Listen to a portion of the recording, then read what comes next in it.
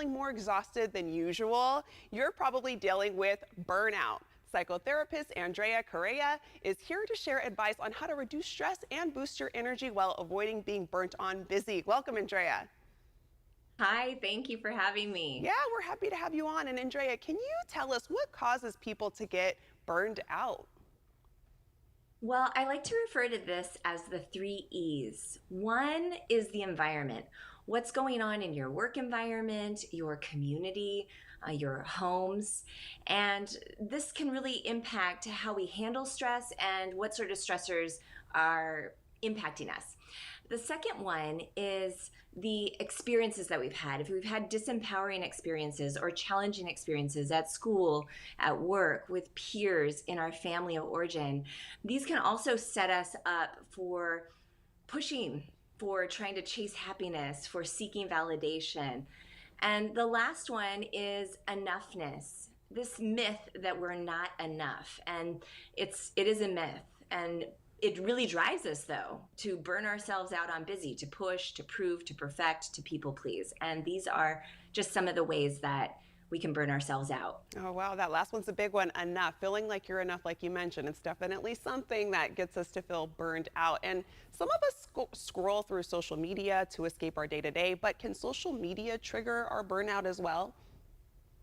Absolutely. I think that we can have this shiny object syndrome where we see what's going on outside of ourselves. And well, it's actually interesting because whatever we see out there that we desire, that we see other people doing, it's actually awakening something within ourselves that we desire and we want for ourselves. And so I think being able to look at that and not just get caught up in what other people are doing and what lack and scarcity you have, but really looking at that as a light that is awakening something inside of you that's letting you know there's something that desire also desires you, and it's just time to actually put some energy into it and make that a reality for yourself too.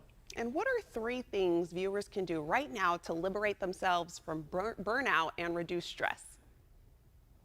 Sure. So a lot of things that happen is stress and trauma can stay stuck in our body. And if we don't release it or help support ourselves, it can get stagnant. And so some of the things that your listeners can do, even right here, right now, in 1 minute, is just get oriented, be able to take some breaths, open your eyes wide and your ears wide, and just look around the room that you're in. This allows you to get really present with the present. And it just allows you to just start breathing and feeling grounded. Another one is a balancing breath where you can breathe from one side of your nostril, holding the other one, and then breathing out and then in. This really allows us to be in the zone of tolerance. When we pass that threshold of zone of tolerance, we can get in a hyperarousal state, or when we shut down and numb out from being totally burnt out and overwhelmed, we can get in a hypoarousal state. So the goal is, how can we maintain and sustain ourselves in this zone of tolerance?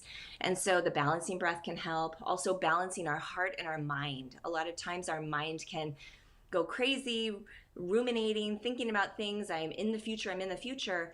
But just really like putting your hand to your heart and saying, no, this matters. Anchoring yourself.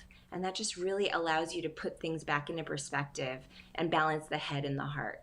Yeah, it's like something as simple as just taking the time to breathe, like you mentioned. I even have the breathing reminder on my Apple Watch, and sometimes I'm like, I don't have time to breathe for a minute. But I think, kind of like you mentioned, it's important to make that time. And I wanted to ask you, could you tell us about the CARE approach and what it does?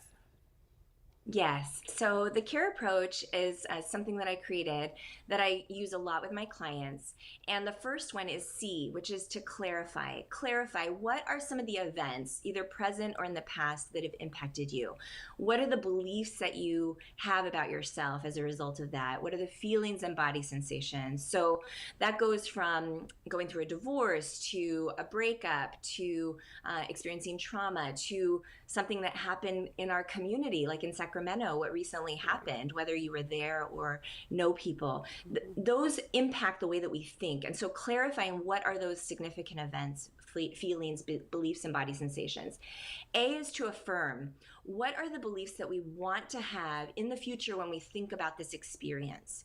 What are those uplifting and empowering beliefs, like I'm safe now, or I'm worthy. These sorts of beliefs that we want to have that maybe we don't feel right now, but we want to get clear on where we're aiming. Then we have R, which is reprocessing. This is how we work through all the feelings, body sensations, images of that experience to really get to the other side of it. And then E is how can we embody, ultimately when we reprocess and we clear out all that energy, beliefs, feelings, there's this open space, this open canvas where we can actually embody this empowering new belief and really own it, not just with our mind, but holistically everywhere in our body. I like we really that. believe it. Owning it holistically. Andrea, thank you so much for these tips. And to get more advice, you can visit AndreaCorrea.com.